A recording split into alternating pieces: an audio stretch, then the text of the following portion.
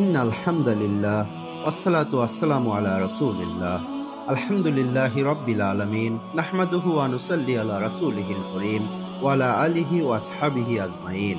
আম্মা বাদ। প্রিয় দিনী ভাই, আশা করছি সবাই সুস্থ আছেন এবং আল্লাহ সুবহানাহু ওয়া তাআলার কাছ থেকে পুরস্কারের আশায় সাওমের সকল ফরজ, সুন্নাহ, নফল আদেশ নিষেধ মেনে চলছেন।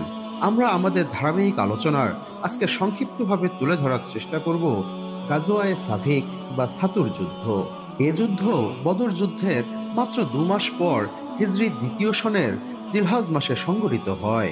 বদর যুদ্ধে কাফেররা নবীজি সাল্লাল্লাহু আলাইহি সাল্লামের হাতে নাকানি চুবানি খাওয়ার পর মুশরিকরা যখন পরাজিত ও অপমানিত অবস্থায় মক্কায় পৌঁছালো, তখন আবু সুফিয়ান প্রতিজ্ঞা করল যে মদিনাবাসীদের সাথে পুনরায় যুদ্ধ করবে।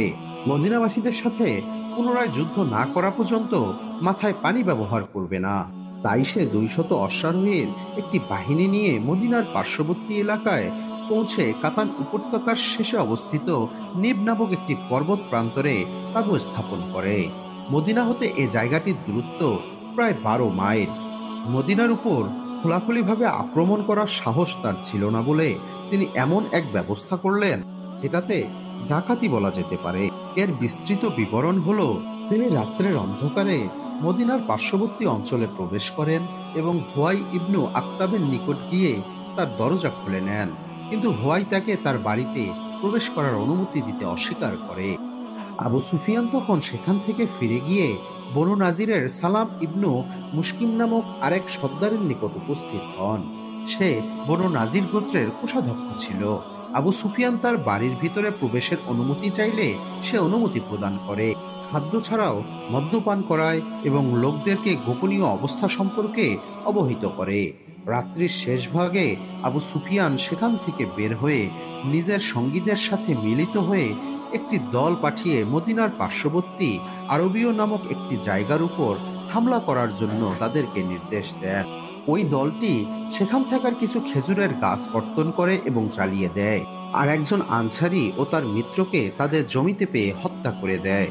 খবর পেয়ে নবীজি সাল্লাল্লাহু আলাইহি ওয়াসাল্লাম মদিনার ব্যবস্থাপনার দায়িত্ব আবু লুবাবা ইবনুল আব্দুল মুয়াইজ রাদিয়াল্লাহু তাআলা আনহুর উপর অর্পণ করে আবু সুফিয়ানের সন্ধানে দ্রুত গতিতে বের হয়ে আসে। সেই খবর পাওয়ার পর আবু সুফিয়ান সেখান থেকে পালিয়ে যায়।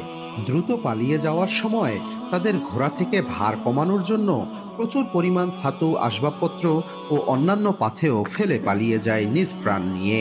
রাসূলুল্লাহ সাল্লাল্লাহু আলাইহি ওয়াসাল্লাম কারকুরাতুল কুদর পর্যন্ত তাদেরকে ধাওয়া করেন। ফিরবার পথে তারা ছাতু ইত্যাদি বোঝাই করে নিয়ে আসে।